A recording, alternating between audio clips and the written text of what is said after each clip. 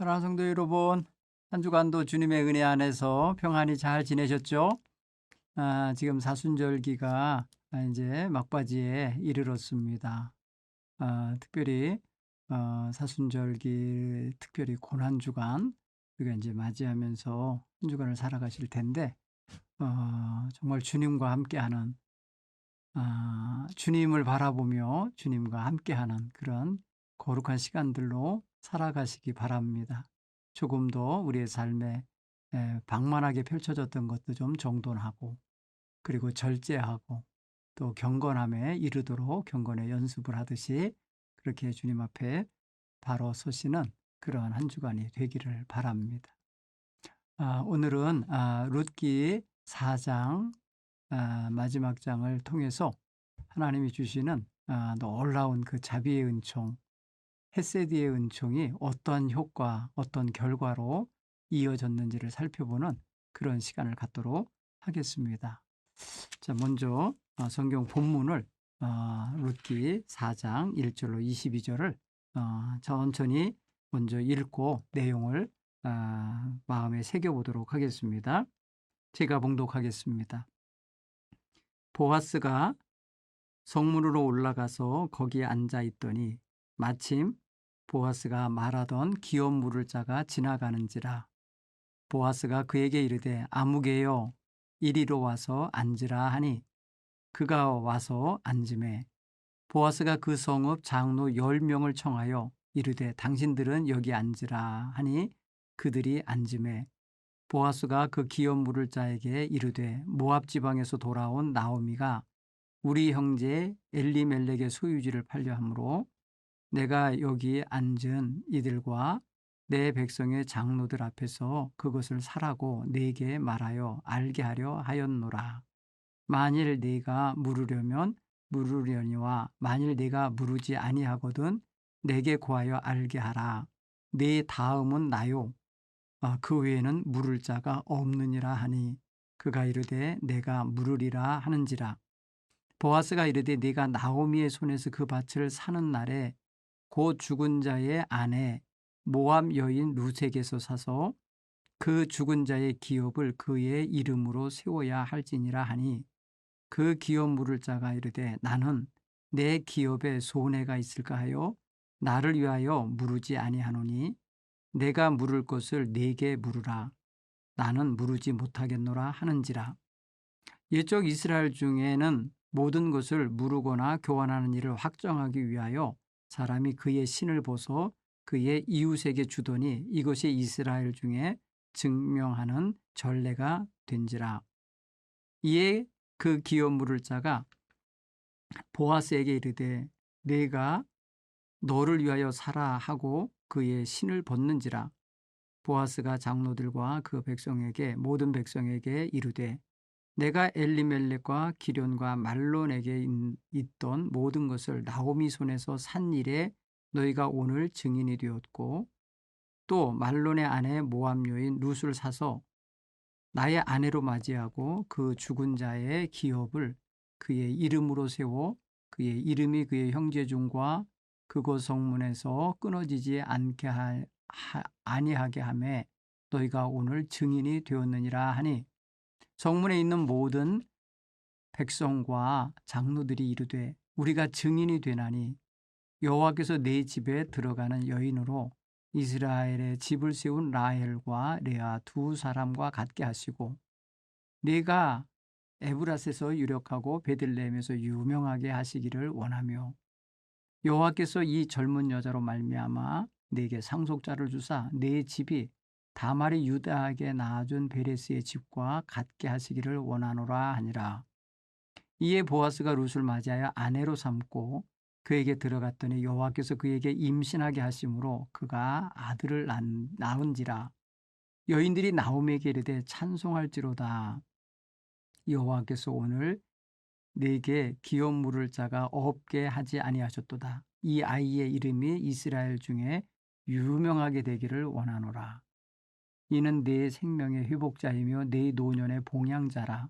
곧 너를 사랑하며 일곱 아들보다 귀한 네 며느리가 낳은 자로다 하니라. 나오미가 아기를 받아 품에 품고 그의 양육자가 되니 그의 이웃 여인들이 그에게 이름을 지어주되 나오미에게 아들이 태어났다 하여 그의 이름을 오벳이라 하였는데 그는 다윗의 아버지인 이새의 아버지였더라. 베레스의 계보는 이러하니라. 베레스는 헤스론을 낳고 헤스론은 람을 낳고 람은 암미나답을 낳았고 암미나답은 나손을 낳았고 나손은 살몬을 낳았고 살몬은 보하스를 낳았고 보하스는 오벳을 낳았고 오벳은 이새를 낳았고 이새는 다윗을 낳았더라. 아멘. 사랑하는 성도 여러분, 오늘 룻기 4장 끝에는 다윗의 가문이 어떤 줄거리를 통해서 이렇게 세상에 존재하게 됐는지 그 근거를 이야기를 해줍니다. 그 근거의 바탕이 되는 이야기가 바로 룻의 이야기예요. 이방 여인 룻, 그 여인을 통해서 그 가문이 끊어지지 아니하고 이렇게 다윗 왕가로 이어지는 놀라운 역사의 하나의 고리가 되었음을 말해주고 있습니다. 자, 오늘 이 본문의 말씀을 조금 우리가 새롭게 접근하면서 한번 읽어보는 그런 시간 또 가져지게 되기를 바랍니다. 지난주에 우리가 보아스가 룻이 전해준 뜻, 곧 기업 물을 자입니다. 그 임무를 좀 이행해 달라는 그런 뜻을 받아들였잖아요. 그래서 내가 이 일을 이루겠다. 오늘 내가 반드시 이루겠다 하면서 약속을 했단 말이에요. 그것을 이제 실천하고 있는 장면을 오늘 성경 1절에 딱 열자마자 보이게 됩니다. 자, 사실 보아스와 룻은 서로 모르던 사이였잖아요. 전혀 알지 못하던 사람이고 아마도 하나님의 섭리가 아니었으면 어디에 그런 존재가 있었는지도 서로 모를 그런 관계의 사람들이라는 거 알아요. 민족도 다르고 사는 나라도 다르고 그렇잖아요. 그런데 놀랍게도 이렇게 보아스의 친족인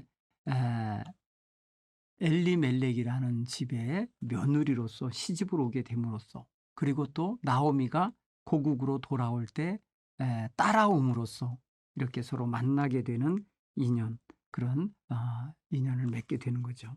자, 그런 걸 보면은 보아스와 룻이 만나게 된 것도 하나님의 섭리요 또 놀라운 계획이라는 걸 우리는 찾아 읽을 수가 있어요.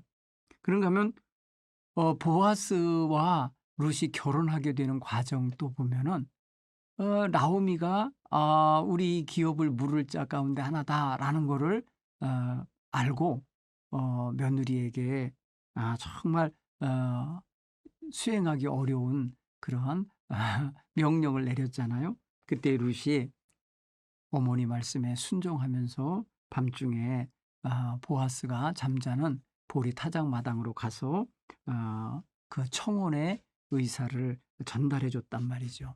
그리고 보아스에게서도 역시 그 뜻을 전달받고요. 그렇게 해가지고 서로 이제 일이 진행되는 과정을 밟게 되는 걸 알 수 있어요. 자, 사실 이제 보아스는 무턱대고 그날 밤에 자기를 찾아온 여자라고 해서 범하지 않아요. 그리고 아주 현숙한 여인이김에 그를 지켜주고 보호해주고 다른 사람의 이목에 띄지 않도록 새벽 일찍 돌려보내주는 이 일을 행했죠. 그리고 자기는 정말 합법적으로 룻을 아내로 삼으려고 하는 마음을 갖고 자기보다 우선권을 갖고 있는 또 다른 친척이 있기 때문에 그에게 단판을 지으려고 하고 있어요. 오늘 그래서 1절을 보니까 보아스가 성문으로 올라가서 거기에 앉아있더니 이런 표현했어요. 성문 구조가 어떤 형태가 되어 있는지 우리는 잘 몰라요. 그 문화를. 그런데 이렇게 넓은 그 재판석 내지는 회의석 같은 그런 것이 이렇게 준비되어 있는 그러한 자리였다고 그래요. 그리고 보통은 그곳에 올라가면 주로 다른 사람들이 다 보고 저 사람이 무슨 중요한 일을 처리하고 결정하려고 하는가 보다 이렇게 해서 주목을 한다고 그래요. 그리고 그 일의 법적인 조치와 또 어떤 절차, 그리고 소송의 문제의 해결, 이런 것들을 생각할 때 중요성이 있기 때문에 꼭 증인이 필요하다는 거예요. 그래서 오늘 성경 보니까 보아스가 그 당사자가 될 우선권자 당사자가 지나가니까 누 이름은 성경은 안 밝혀요. 아마 배려를 했을 것 같아요. 왜냐하면 친족의 의무를 거부하고 나중에 그 책임을 전가하는 걸 볼 때 그의 이름을 안 부르고 그냥 아무개라고 표현했어요. 아무개가 지나가니까 이리로 올라와서 앉아라. 내가 너랑 좀 상의하고 결정할 게 있다. 이렇게 해서 아마 불러낸 것 같고요. 그리고 그것을 증인이 세워져서 또 증거가 돼야 되니까 성읍 장로 10명을 초대했다 그랬어요. 10명. 여기서 장로는 그 성읍의 어른들을 말하는 거예요. 그 어른들이 뭐랄까 권위가 있잖아요. 그래서 그들을 모셔다가 그 곁에 같이 앉혀서 당신들이 여기 앉아서 우리가 서로 나누는 대화 결정하는 거에 증인이 돼 주십시오. 이렇게 이제 청한 거죠. 자, 이런 과정을 거치니 이게 합법적인 절차라는 거죠. 여러분, 우리가 급하더라도 그냥 이런 합법성을 안 지키고 임의대로, 때로는 감정대로, 아니면 자기 그냥 즉흥적 판단에 의하여 행동하다 보면은 도리어 문제가 될 때가 많이 있습니다. 특별히 이런 문제는 더 중요한 문제였던 거예요. 엘리멜렉이라는 집안에 기업을 물고, 그리고 그 물어줄 뿐 아니라 대를 이어줘야 되는 이런 아주 중요한 문제이기 때문에 그 공동체, 그 사회 공동체가 인정을 해야 돼요. 그래서 그것이 하나님 보시기에나 사람 보기에 불법이 아니 되도록 만들어야 되기 때문에 아주 신중을 기하고 더디더라도 그 길을 가는 거고요. 그리고 자기에게 기회가 오지 않을지라도 그렇게 성사되도록 만들어 주려고 하는 의사가 있다는 것을 알 수가 있어요. 자, 그래서 오늘 그 두 번째 질문을 이렇게 보면 이래요. 우선권을 가진 아무개 기업 물을 자 1순위 그 사람에게 가서 엘리멜렉이 받은 기업, 땅, 그것을 너는 나오미의 손에서 사서, 또 나오미가 데리고 온 며느리 손에서 사서 그것을 그 가정의 기업으로 다시금 확정되게 하고, 또 아이도 낳아서 그 집에 대를 잇게 해줘야 된다. 이런 말을 이제 하게 돼요. 그래서 이제 이렇게 처음에 이제 그래서 아무개라는 사람이 받아들였었어요. 1차는. 한번 보세요. 3절에 보아스가 기업 물을 자에게 이르되 모압 지방에서 돌아온 나오미가 우리 형제 엘리멜렉의 소유지를 팔려고 한다. 내가 여기 앉아있는 이들과 백성의 장로들 앞에서 그것을 사라고 너에게 말하려고 알려주려고 왔다. 그렇게 말하죠. 만일 내가 그것을 물어줄 거면 물어라. 그러나 네가 물지 않을 거면 나에게 말해라. 그 다음 순서자는 나다. 나밖에 없다. 다른 이가 없다. 그랬더니 순간 그 아무개라는 사람이 그래 내가 물지 뭐 이랬어요. 1차 허락을 했었어요. 그러면 여기까지만 끝난다 생각하면 보아스에게는 기회가 안 오죠. 그러니까 보아스가 또 하나의 이야기를 합니다. 단도리를 하는 것이기도 하지만은 진짜 상황이 이 사람이 그냥 땅만 사서 이렇게 하는 게 아니라는 걸 알게 해주는 게 있는데 5절에 보아스가 이르되 내가 나오미의 손에서 그 밭을 사는 날에 곧 죽은 자의 아내 모압 여인 누색에서 사서 그 죽은 자의 기업을 그의 이름으로 세워야 할지니라. 그 기업 물을 자가 이르되 나는 내 기업에 손해가 있을까 하여 나를 위하여 물으지 못하겠다. 그러니 네가 물어라. 이렇게 하면서 그 우선권을 포기합니다. 자, 여기 보면은 그 아무개라고 하는 사람 처음에는 분명히 내가 물을게 그랬어요. 그런데 그 다음에 이방 여인인 룻을 또 사서 룻에게서 사서 그랬지만 이게 사람 번역상으로 보면은요. 룻이라는 여인까지 같이 아내로 삼아야 되는 조건인 거예요. 그리고 그 여인에게 아이를 낳아서 그 이름을 그 아이가 나면 자기 아이가 아니고 그 기업을 샀잖아. 엘리멜렉의 집, 그 집의 아이가 되게 해야 된다는 거죠. 그러니까 돈으로 기업도 사고 아이도 낳아서 그 집에 주고 그리고 자기 아이가 아니라 그 집 아이가 되는 거예요. 이런 일, 두 가지 일을 다 해야 되니까 그 사람은 나는 포기하겠다. 이렇게 표현하는 거죠. 자, 여기서 보면은 그 사람이 뭐라 그래요? 자기 기업의 손해가 된다고 생각했는 거예요. 손해. 여러분, 자기에게 손해가 되기 때문에 친족의 의무를 포기하는 거예요. 친족으로서 감당해야 될 의무를 포기하겠다. 이렇게 말한 거예요. 어떻게 보면은 사람이 조금 이기적인 느낌이 들지 않습니까?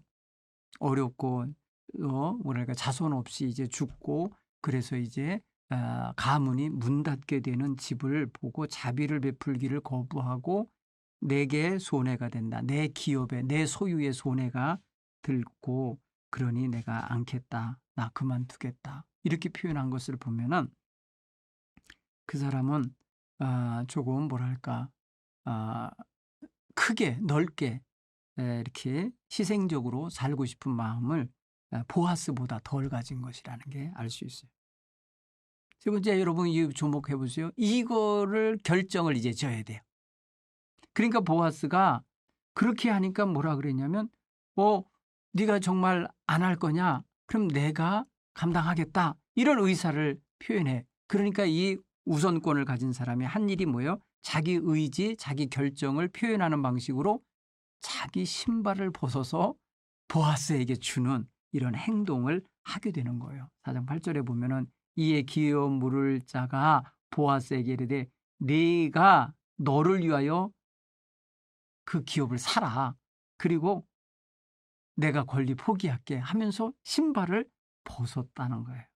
그걸 옆에 증인들 10명의 장로들이 보았고 또 저 무슨 결정하는 거야 하고 구경하러 나온 아마 백성들이 있었나 봐요. 그러니까 모든 백성들이 보고 있었다는 거예요. 아주 중요한 결정이 이루어지니까. 여러분 생각해 보세요. 이 아무개 씨가 자신의 의지를 분명히 밝히는 의미에서 자기 발에 있던 신발을 한 짝 벗어서 보아스에게 주었다라는 게 권리 이양, 자기의 권리 이양, 특권 이양을 한 거예요. 일종의 이게요, 어떤 그 물건 매매나 물물 교환이나 아니면 어떤 자기의 권리를 다른 사람에게 넘길 때 했던 풍습이라는 거예요. 이게 7절의 말씀을 보니까. 그리고 이것을 본 사람, 이렇게 했다고 하는 것을 본 사람들은 다 증인이 되는 거예요. 여러분, 신발을 벗는 일은 구약에서 보면 신발은요, 권력 내지는 소유권 내지는 그 주권을 상징하는 단어예요. 그런데 이것을 벗어서 다른 사람에게 양도하듯이 넘긴다고 하는 것은 그 주권을 넘긴다. 그 뭐랄까요, 소유권 또 그 권력을 넘긴다라고 하는 것을 말해주는 거죠. 네. 여러분 우리가 성경에 보면 가끔 이제 신발 벗는 장면이 나오잖아요. 모세가 시내산에서 하나님을 처음 뵀던 날 하나님이 말씀하셔요. 모세야, 네 발에서 신을 벗어라. 거룩한 곳이다. 이렇게 말씀해서 신을 벗게 할 때에 하나님의 주권 앞에 자기의 그 저기를 내려놓게 만드시는 그런 자세인 것 같아요. 출애굽기 3장 5절의 말씀을 가서 한번 좀 묵상해 보십시오. 그런가 하면 여호수아 5장 15절에서도 여호수아가 그렇게 말하죠. 하나님의 사자 앞에서. 그런가 하면 여러분 다윗이 압살롬의 그 반란에서 그냥 눈물을 흘리며 도망칠 때 맨발로 도망쳤어요. 신발을 못 신고. 그 모든 것에 어떻게 보면 무능함과 수치스러움도 느껴지지만은 그 권리를 빼앗김 당하고 그 왕궁에 대한 권리를 빼앗김 당하고 가고 있는 것을 어떻게 보면 상징적으로 보여주고 있는 표현이라 이렇게 여길 수가 있어요. 자, 오늘 여기서도 보니까 땅을 사고 팔을 때 또 그 권리를 이양할 때 신발을 벗어서 넘기는 장면을 보아스가 연출케 하고 있다는 사실이죠. 그리고 이제 보아스는 선포합니다. 거기 많은 보는 사람들 앞에 그렇게 선포해요. 9절에 보니까 보아스가 장로들과 모든 백성에게 이르되 내가 엘리멜렉과 기럯과 말론에게 있던 모든 것을 나오미 손에서 산 일을 너희가 다 보고 이제 증인이다. 그리고 또 말론의 아내 모압 여인 룻을 사서, 룻도 산 거예요. 거기에서 소유물 같이 됐죠. 사서 나의 아내로 맞이하고 죽은 자의 기업을 그의 이름으로 세워 그의 이름이 그의 형제 중에 또 그곳 성문에서 끊어지지 않게 하매 너희가 오늘 증인이 되었다. 그러니까 룻이라는 여인과 합법적으로 결혼할 수 있는 그런 권리를 내가 가졌음을 당신들은 다 증인입니다. 이렇게 알려주는 거예요. 그러니까 나오미 가정의 기업물을 두 번째 순위가 보아스에게 있었는데 우선권자가 포기하는 바람에 그 권리가 보아스에게 왔고 보아스가 합법적으로 넘겨받았음을 이제 온 마을 성 사람들 증인들 앞에서 보여준 거예요. 자, 그리고 보면은요, 이제 보아스가 이렇게 백성들 앞에 결단을 하고 선포를 하니까 백성들이 뭐라고 축복을 하는가 보세요. 11절 이하. 성문에 있는 모든 백성과 장로들이 이르되 우리가 증인이 되었나니 여호와께서 내 집에 들어가는 여인으로 이스라엘의 집을 세운 라헬과 레아 두 사람과 같게 하시고, 여러분 라헬과 레아가 누굽니까? 바로 야곱의 아내들이잖아요. 정실 아내. 그죠? 그리고 내가 에브라닷, 그것은 뭐냐면 베들레헴인 그 지명인데 에브라닷에서 유력한 자고 베들레헴에서 유명하게 되기를 원하며 축복이에요. 그 마을 사람들이 축복해 주는 거예요. 그리고 또 여호와께서 젊은 여자로 말미암아 네게 상속자를 주사 네 집이 다말의 유다에게서 낳아준 베레스의 집과 같게 하시기를 원하노라 하니라 그랬어요. 여러분 여기 보면은 베레스를 낳는 이야기가 창세기 38장 유다 가문에서 이루어진 일이 있거든요.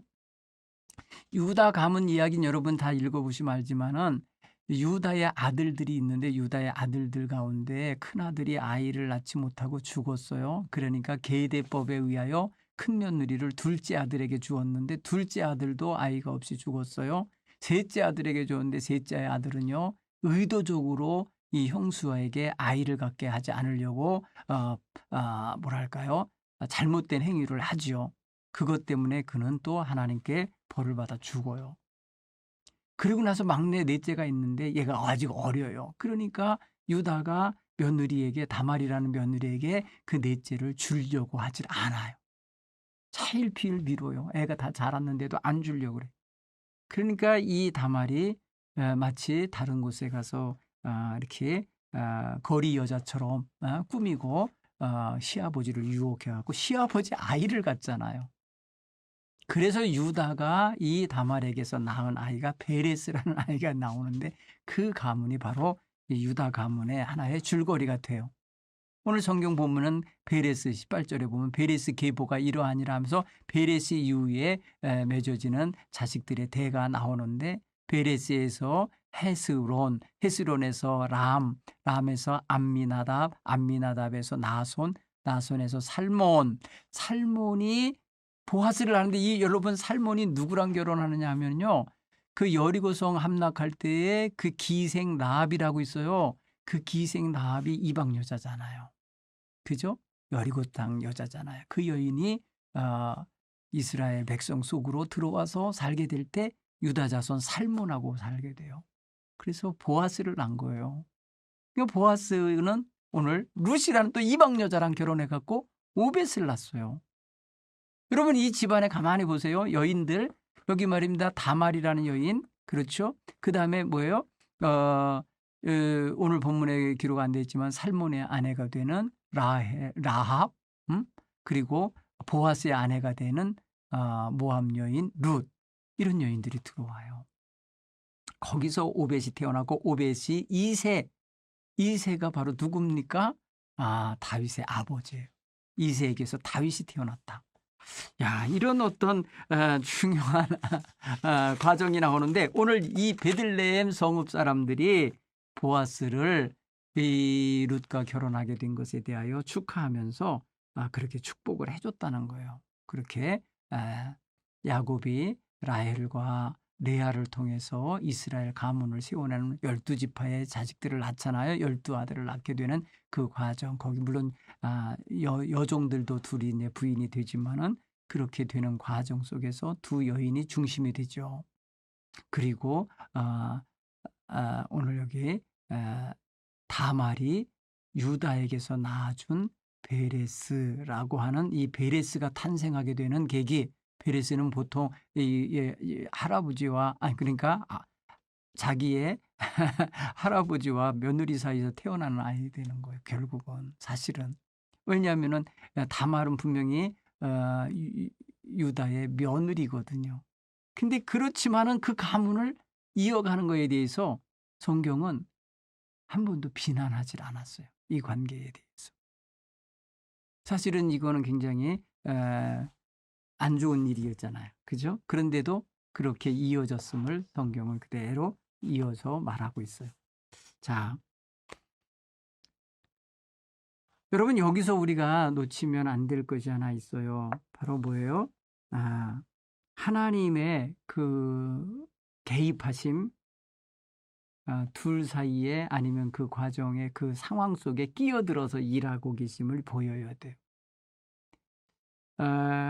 특별히 두 사람의 관계를 결혼 관계로 가정을 이루는 부부 관계로 만들어주는 데는 하나님의 그 인자하신 그 헤세드라고 표현했는데 히브리어로 헤세드가 작용한 거예요. 근데 이게 결국 뭐예요? 이스라엘 역사에 엄청난 영향을 미치게 되죠. 여러분, 두 사람의 만남을 주관하신 하나님의 역사라고 생각할 때 그 결과는 엄청난 거예요. 뭔가 보세요. 한 가문, 죽어가는 가문이 살아났다. 단순히 이것만이 아닌 거예요. 그 결과가 밑으로 뒤로 나오면 후대에 이스라엘의 최고가 되는, 최고의 왕이 되는 성군 다윗의 할아버지가 탄생하게 되고, 그리고 다윗이라는 또 그 손주 다윗이라는 아들이 태어나게 되고, 그로 인해 다윗 왕족, 왕가가 형성되는 기가 막힌 일이 되고요. 그 가문에서 요셉이 나오고 그 가문에서 예수님이 탄생하는 이런 길이 마련되는 거예요. 물론 수백 년 후의 일이지만 결국은 뭐예요? 끝날 수밖에 없는, 매듭이 지어지고 이제 끝났다, 끝장났다라고 하는 지점에서 하나님이 새롭게 시작하신 역사의 결과. 하나님의 헤세드의 결정판. 정말 멋진 일이에요. 보아스와 룻의 결혼, 가정, 그리고 거기서 새 백성과 새로운 어떤 그 역사의 시작이 이루어졌다고 하는 사실이 그렇습니다. 자, 이걸 한번 좀 우리 내용을 한번 다 읽으셨으니까요. 한번 좀 보실까요? 그 내용 속에 이런 내용이 있어요. 우리가 놓치면 안 될 게 있는데요. 룻과 보아스가 결혼해서 이제 아이를 낳았다 그랬잖아요. 어쩌면 이렇게 쉽게 그냥 임신이 금방 됐나 몰라요. 성경은 이거 얘기해 주고 싶을 거예요. 이게 얼마나 큰 사건이고 큰 기쁨이겠어요, 이게. 그렇죠? 룻이라는 여인에게 임신, 남편 없었던 여인에게 임신하여 가정을 이루고 자식을 낳을 수 있는 합법적인 이런 통로가 열린 거 굉장히 감격적인 일이죠. 그리고 이제 우리 가문 끝났다라고 절망하고 내 인생 이름, 나의 이름을 마라라고 하라고 하면서 괴로워하던 여인 나오미에게 얼마나 놀라운 일이 벌어진 거야. 하나님께서 오늘 너에게 기업 물을 자가 있게 하셨다. 네 생명 회복자를 주셨다. 네 노년에 봉양자가 있게 하셨다. 이러면서 사람들이 진송해주고 축복해주고 축하해주잖아요. 그러면서 오늘 성경 놀라운 표현 하나가 나오는데, 나오미가 아들이 생겼다. 이런 표현을 쓴다는 거예요. 나오미에게 아들이 있다. 여러분, 이거는요, 사실 나오미의 아이가 되어버립니다. 왜냐하면은 나오미의 아들 기럨과 말론을 대신한 아들이잖아요. 이 아이의 이름이 오벳인데 이 아이가 어떻게 되나 보세요. 비록 낳은 거는 며느리가 낳은 자지만은 16절에 보면 사람들이 뭐라고 말해주냐면 나오미가 아이를 받아 품에 품고 그의 양육자가 되니 엄마 역할을 해요. 엄마. 아기를 받아 품에 안고 양육자가 되는 게 지금 이 나오미예요. 그리고 그 나오미에게 사람들이 17절에 이렇게 노래해주고 칭찬해주고 축복해줘요. 이웃 여인들이 그에게 이름을 지어주되 나오미에게 아들이 태어났다. 나오미에게 아들이 태어났다 이렇게 표현해요. 여러분 룻에게 아들이 태어났다라는 표현을 안 써요. 그러면서 나오미가 이루었던 가정이잖아요 그게. 그리고 거기서 아들을 낳았는데 얘네들이 자식 없이 죽었잖아요.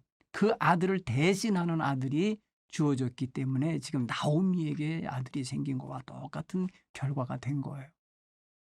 그래서 이 아이를 자기 품에 안고 자기가 양육자가 되어서 기르는 이런 과정을 밟는 것을 보면 기가 막힌 일이죠. 그죠? 물론 그 다음에 룻은요 보아스 사이에 또 아이를 낳았을 거예요. 또 아이를 낳아서 길렀을 거예요. 그 다음부터는 이제 보아스의 자식들로서 이제 그쪽 집안의 식구가 되겠죠. 그런데 이 아이 지금 오벳이라는 첫 아이 낳은 아이는 바로 이미 죽은 자들의 이름을 그대로 이어가는 그러한 자식이 되는 거예요.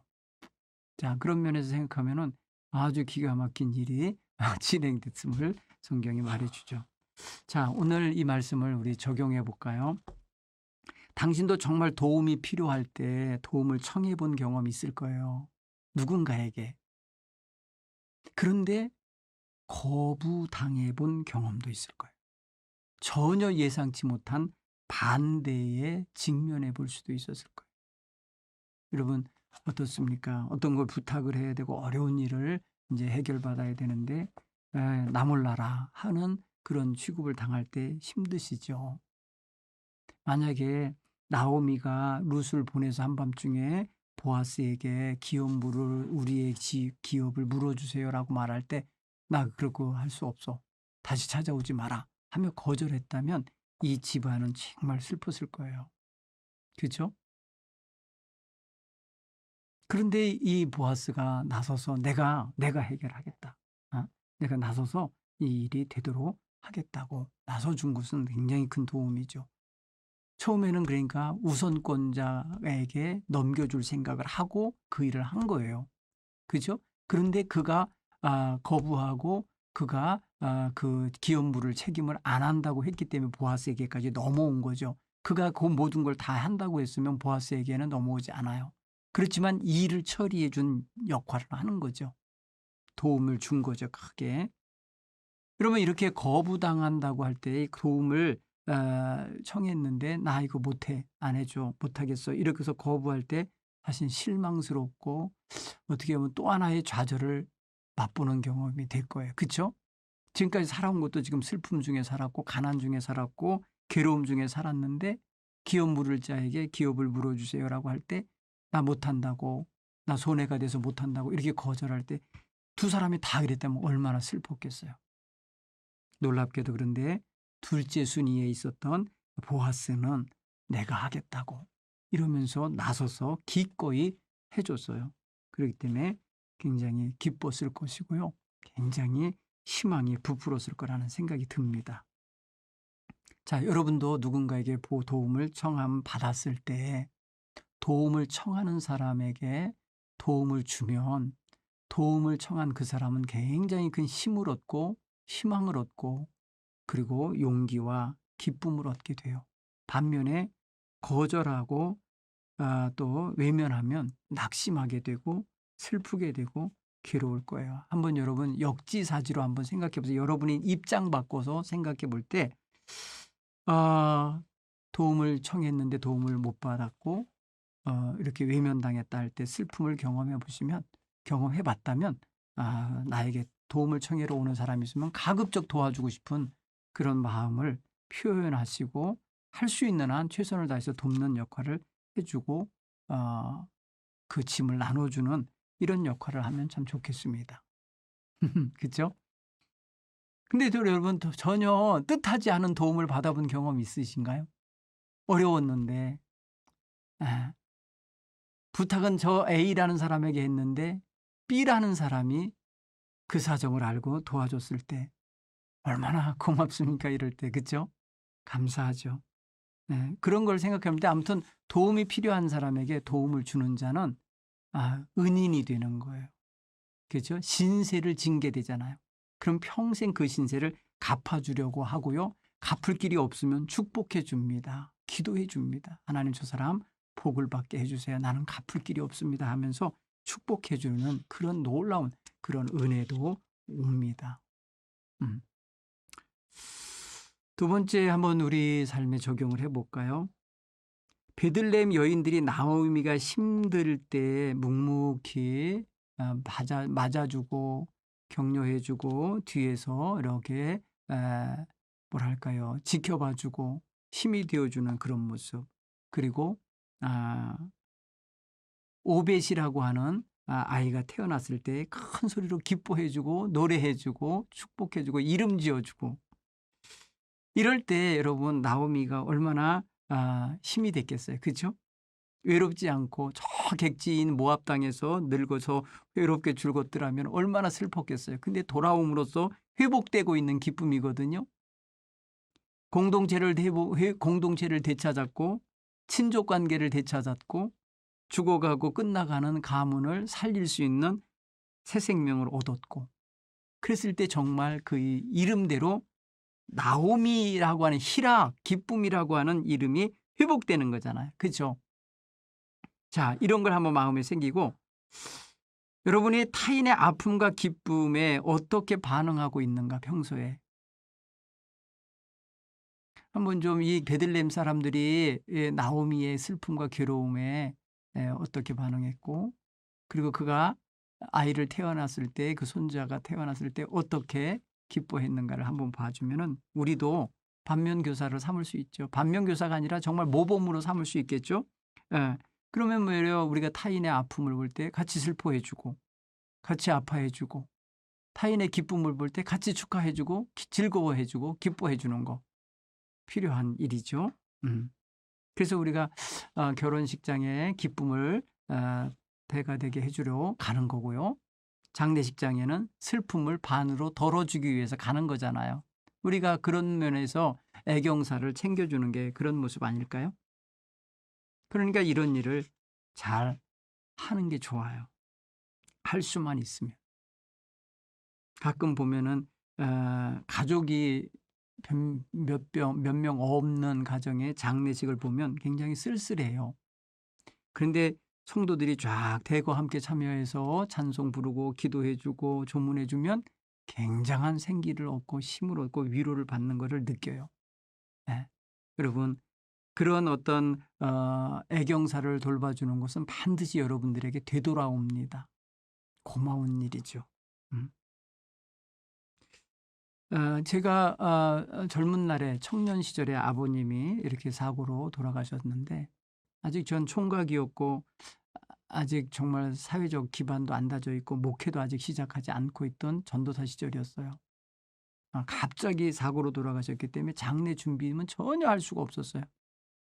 30여 년 전에 그 시골에 장례식장이 따로 이렇게 잘 구비되어 있는 때도 아니었어요. 대부분 다 집에서 장례를 치르던 시절인데 갑자기 이루어진 장례에 온 동네 사람들이 다 슬픔을 나누어 주시면서 같이 오셔서 음식을 만들어 주시고 갑자기 말입니다. 온 동네 장례가 되듯이 그렇게 해주셨던 게 기억나요. 그리고 제 친구 전도사님들이 전국에서 찾아와 줬어요. 그 추운 겨울에 그 캄캄한 곳에 정말 내비게이션도 없던 시절에 그 시골길을 찾아서 와서 밤새도록 서서 모닥불 쬐면서 밤을 새주다가 그 다음날 장례를 치를 때 상여를 매주고 함께 동행했던 것을 생각할 때 너무너무 제가 고마워요. 그래서 저는 평생 이제 할 수만 있는 저희 친구 목사님들 부모님 돌아가시는 자리는 꼭 가려고 노력하고 있어요. 애써서. 왜냐하면 너무 고마워서 그 신세를 갚고 살고 싶거든요.